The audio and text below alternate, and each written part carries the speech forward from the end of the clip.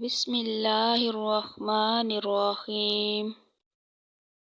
کبھی جو زندگی میں تھک جاؤ تو کسی کو کانوں کان خبر نہ ہونے دینا۔ لوگ ٹوٹی ہوئی عمارتوں کی اینٹ تک اٹھا کر لے جاتے ہیں۔ جب کوئی اچھا لگنے لگتا ہے تو اس کا برا بھی اچھا لگتا ہے۔ محبت اندھی نہیں، فراخ دل ہوتی ہے۔ عیب نظر آتے ہیں مگر نظر انداز کر دیتی ہے۔ بچپن میں جہاں چاہے ہنس لیتے تھے، جہاں چاہے رو لیتے تھے۔ اب ہنسنے کے لیے تمیز چاہیے اور رونے کے لیے تنہائی۔ کبھی کبھی ڈھیروں لفظ ہونے کے بعد بھی بولنے کو دل نہیں چاہتا، نہ بتانے کے لیے اور نہ جتانے کے لیے، نہ ہمدردی کے لیے۔ عمر اور زندگی میں کیا فرق ہے؟ بہت ہی خوبصورت جواب۔ جو اپنے کے بنا گزرے وہ عمر، اور جو اپنوں کے ساتھ گزرے وہ زندگی۔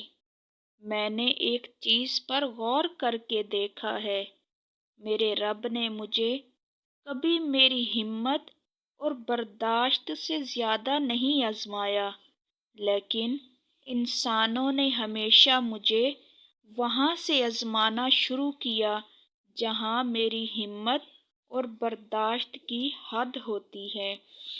کبھی کبھی ہم کسی ایسے شخص کو بڑی شدت سے یاد کر رہے ہوتے ہیں جن کے نزدیک ہماری حیثیت محض ایک فضول خیال سے زیادہ کچھ نہیں ہوتی۔